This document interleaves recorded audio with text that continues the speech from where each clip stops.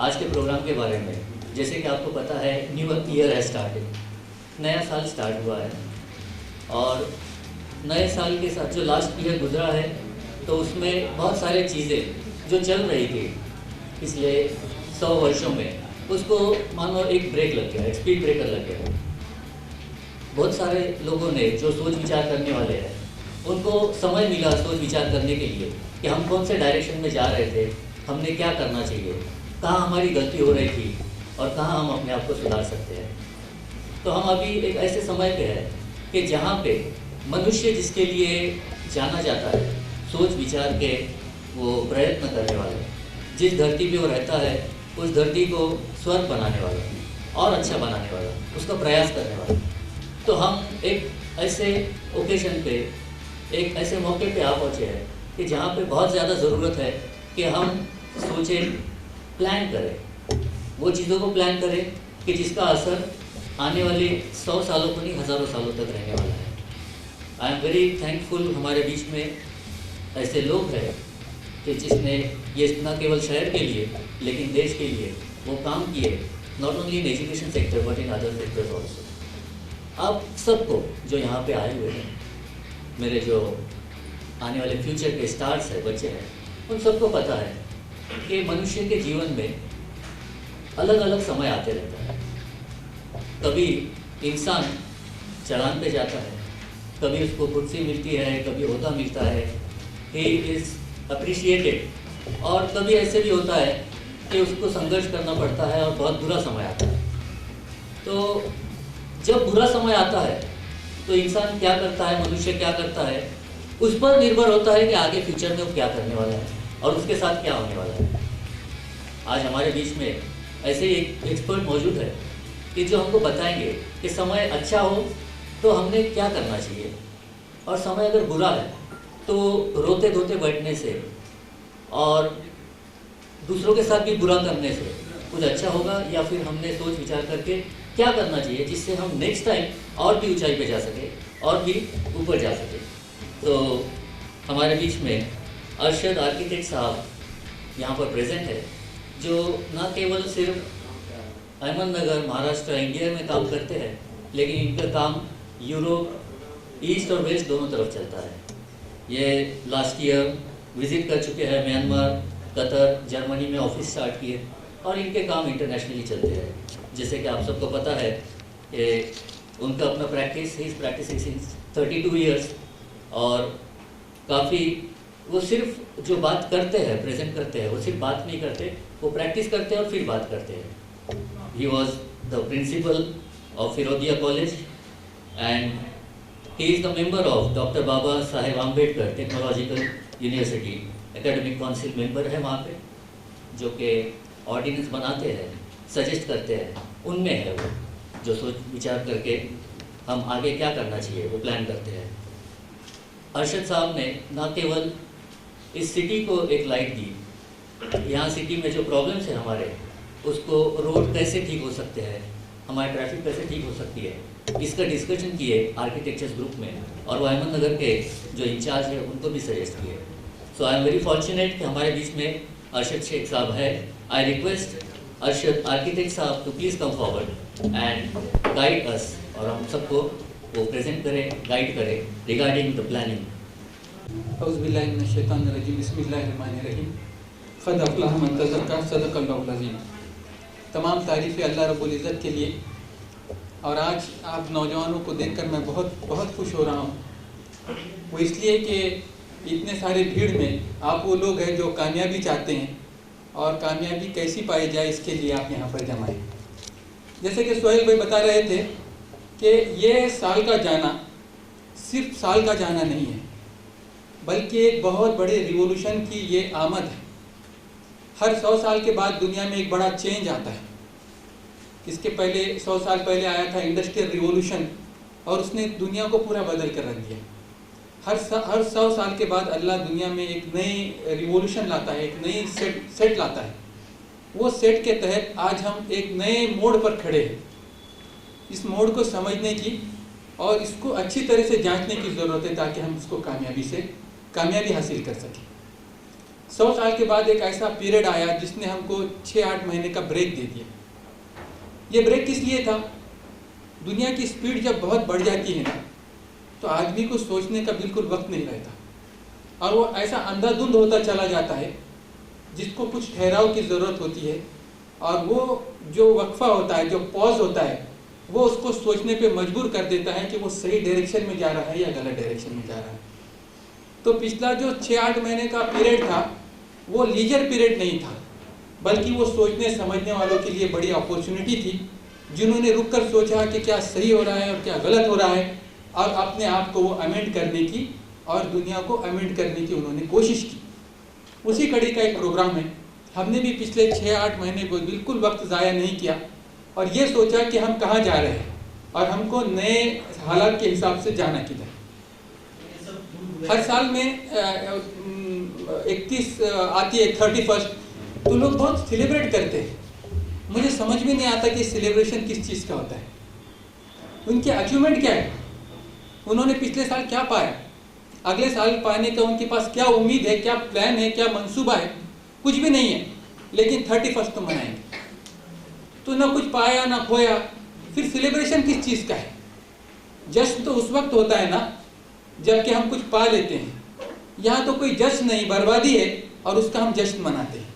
बड़ी ताज्जुब की बात है। ऐसा हर साल होता है और ये 31 हमारे पास इवेंट के अलावा कुछ नहीं होता। ऐसे बहुत साल आए गए। साल आने और जाने का फर्क इतना पड़ता है हमारे पास, सिर्फ हमारा कैलेंडर बदल जाता है। ना हमारी ज़िंदगी बदलती है, ना हमारे तौर तरीके बदलते हैं, कुछ भी नहीं बदलता। सिर्फ वो एक 15 रुपये का कैलेंडर आता है और दूसरा कैलेंडर शुरू होता है। हमारी ज़िंदगी जहाँ थी वही है, हम जो सोच रखते थे वही सोच में है, चाहे दुनिया बदल जाए। लेकिन हमको अपने कसम खाई है कि हमको बदलना नहीं है ना। तुम चाहे कितना भी कुछ भी कर लो, मतलब मैं लोगों की बात कर रहा हूँ, आप तो उन लोगों में से नहीं है, तो हमको बदलना नहीं। मैं आज भी लोगों को देखता हूँ, सालों गिनती वो उसी जगह पर है, जो काम कर रहा है वही काम कर रहा है, जो बातें करता था वही बात कर रहा है, अपनी पोजीशन से 1 इंच भी नहीं हिले लोग। मतलब कितने इस्तेकामत रखते हैं, कितनी मजबूती रखते हैं अपने आइडियोलॉजी पे कि हम अपने आइडियोलॉजी से 1 इंच भी नहीं हटेंगे। तो ये हमारे पास समस्या है कि हम हर चीज़ को अब इवेंट लेने लगे, हर चीज़ का इवेंट बनाते। कोरोना आया उसका भी इवेंट बना दिया, उसको भी थाली से सत्कार करने लगे। अरे भाई मेरे, कि जब आप ऐसे बीमारी का सत्कार करेंगे तो जाएंगे क्यों भारत से? वो पूरे दुनिया भर में उसका ऐसा स्वागत कहीं नहीं हुआ, जब भारत में उसका थाली वाली क्या क्या करके स्वागत करे, तो जाएंगे कैसे? तो हमको अब बात ये होगी हर चीज़ को इवेंट बनाने का हमें आदत पड़ गई। आज का टॉपिक बहुत वास्ट है, फिर भी मैं इंशाल्लाह कोशिश करूंगा कि मैं अपनी पूरी बात बहुत मुश्किल से 1 घंटे के अंदर पूरी करूंगा। इसलिए बात, हर सेंटेंस, हर शब्द मैं कोशिश करूंगा कि बहुत महत्वपूर्ण हो और एक बात भी हम अपने सब्जेक्ट से डिस्ट्रैक्ट न हो। अब सवाल ये आता है कि ये साल का जो हम प्लानिंग करेंगे उसकी सबसे पहला काम क्या होगा? सबसे पहला काम ये होगा कि हम अपने गोल सेट करने के लिए आए हैं ना। अब अनफॉर्चुनेटली हमारे पास हमारा एजुकेशन सिस्टम में जो पढ़ाने का था ना, वही नहीं पढ़ाया गया।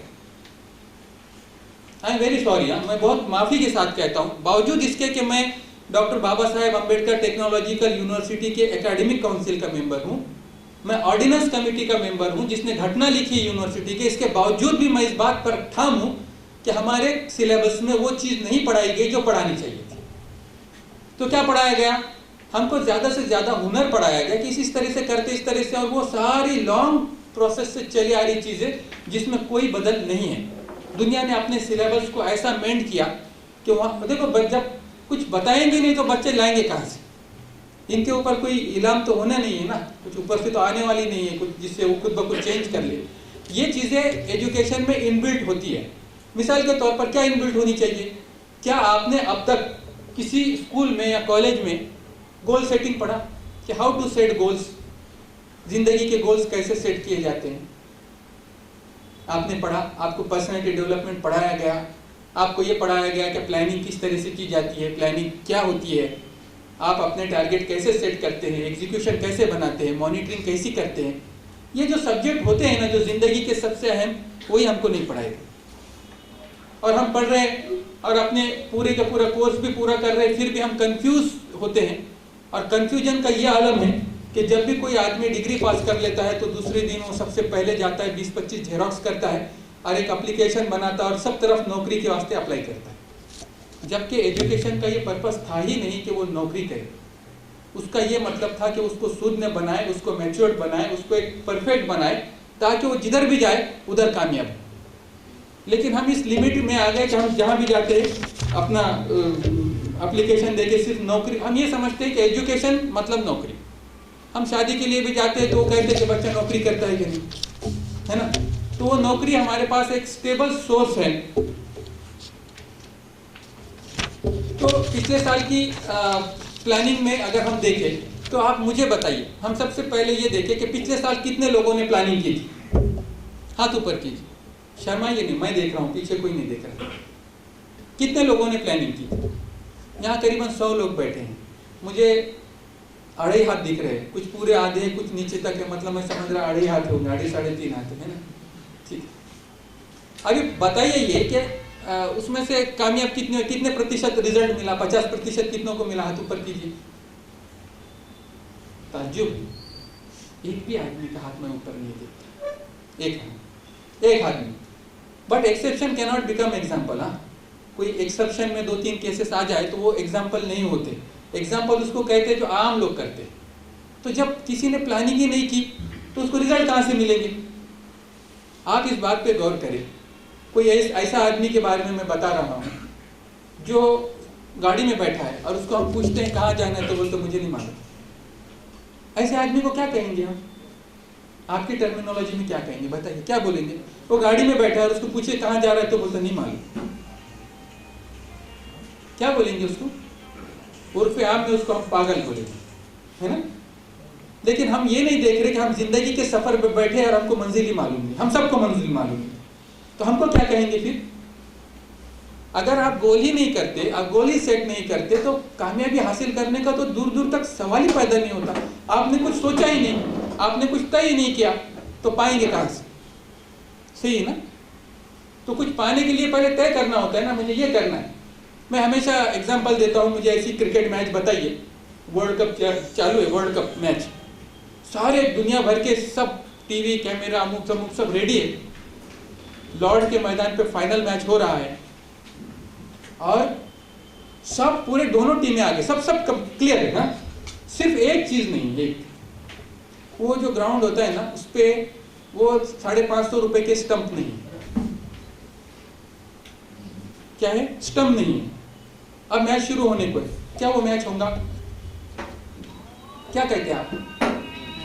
नहीं, मुंह पे मास्क है, इसका मतलब वो इसके लिए कोरोना का मास्क है, वो बोलने के लिए पाबंदी नहीं है। मैच शुरू होगा? नहीं। क्यों नहीं होगा? क्योंकि वो जो स्टंप है ना वही उसका केंद्र है, उसी पर वो मैच निर्भर करता है। बॉलर किधर बॉल डालेगा और बैट्समैन क्या बचाएगा, वो सारा वो स्टंप ही है ना। 550 रुपये के 5.5 अरब का खर्चा कोई मानी नहीं रखता जब तक कि वो स्टंप नहीं है। तो स्टंप क्या है? गोल है, इसी के अराउंड पूरी मैच घूमेगी। ओके, एक वर्ल्ड कप फुटबॉल का मैच चालू, इसी तरह से, मैं लंबी बात नहीं करूंगा। वहां पे गोल पोस्ट नहीं है, आप किधर जाएंगे लेके? जो मन में आया उधर लेके जाएंगे, है ना। बोल तो गोल नहीं होगा, मैच नहीं होंगी, डिसीजन नहीं होगा, कुछ भी नहीं होगा।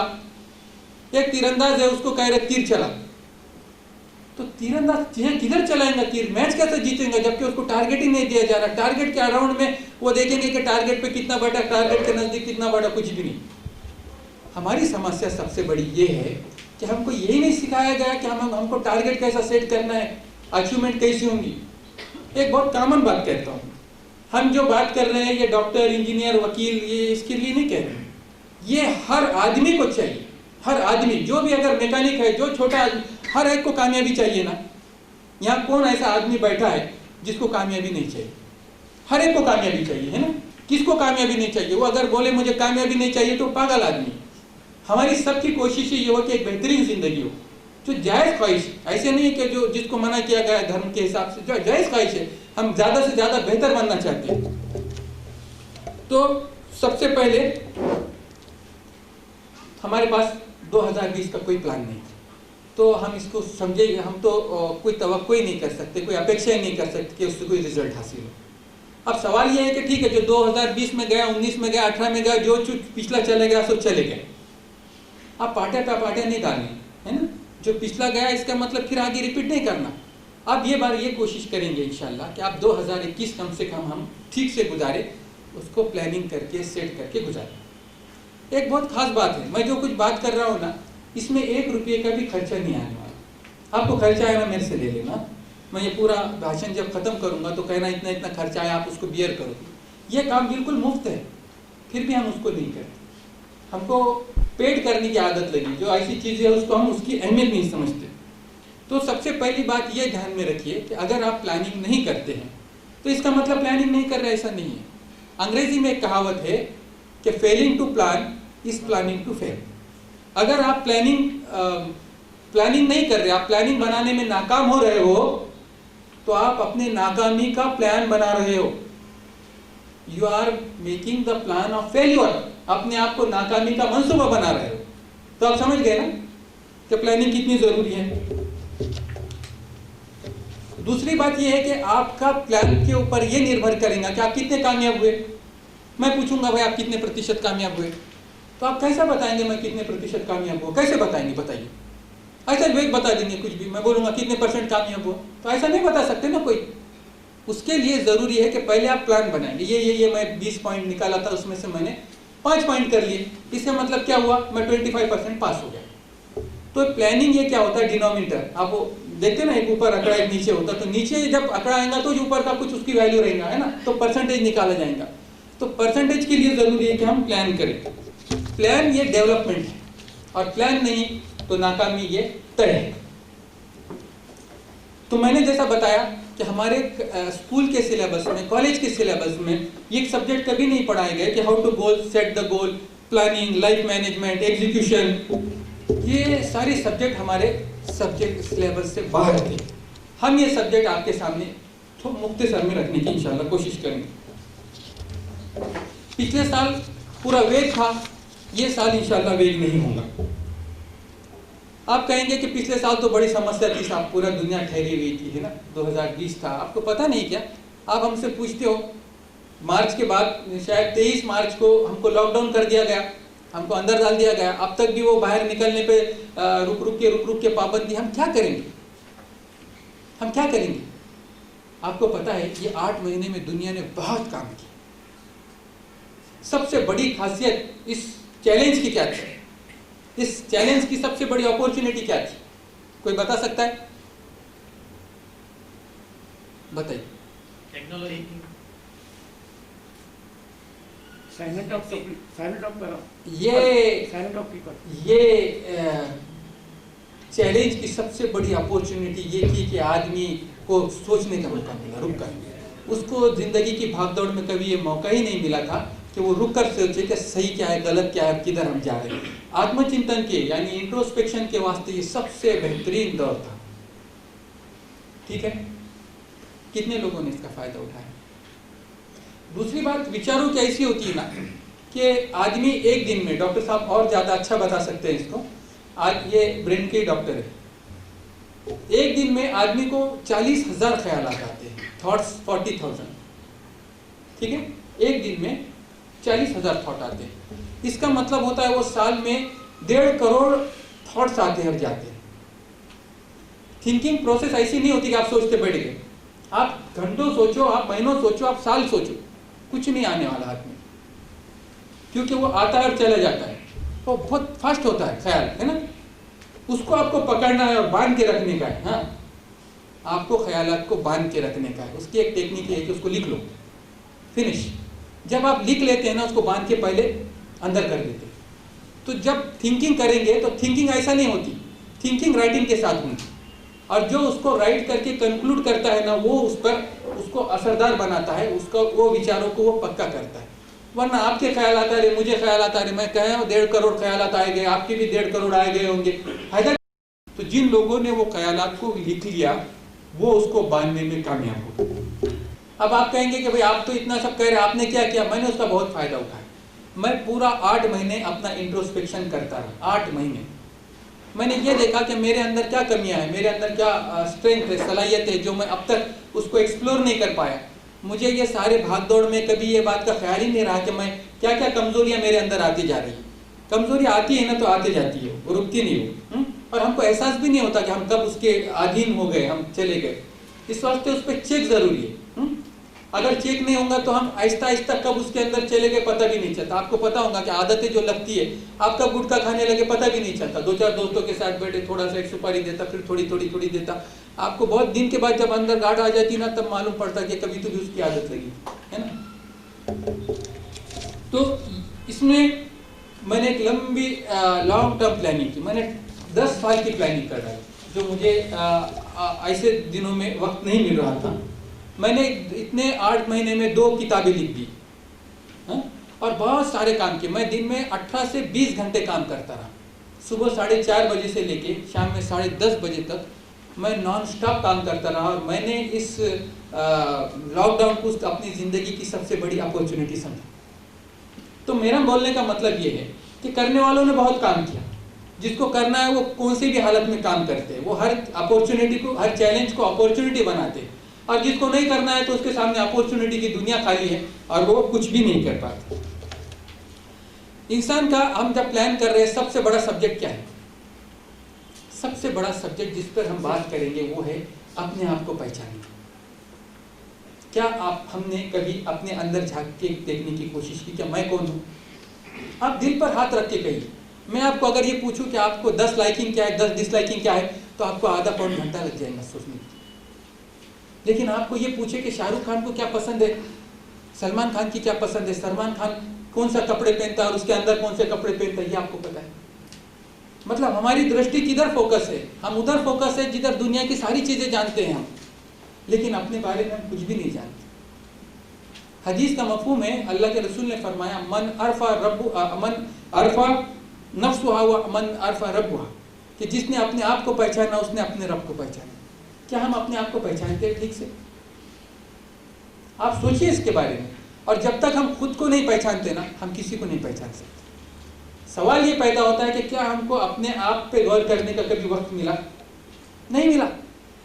हमने कभी अपने अंदर झांकने की कोशिश ही नहीं की। मैं जिस झांकने की बात कर रहा हूँ वो झांक के देखिए आप एग्जॉस्ट हो जाएंगे, आप बाहर निकल जाएंगे। थोड़ी देर सोचेंगे तो आपको परेशानी हो जाएगी कि मैं क्या सोच रहा हूँ, क्या है अंदर, मेरी अचीवमेंट क्या है। मैं आपसे ये कहूँ कि पिछले साल के सिर्फ आप 10 अचीवमेंट लिखो। आपके पास पेपर्स है, मैं 5 मिनट रुकता हूँ कि 2020 के आप सिर्फ 10 अचीवमेंट लिखे कि मैंने ये साल में 10 अचीवमेंट के लिखे।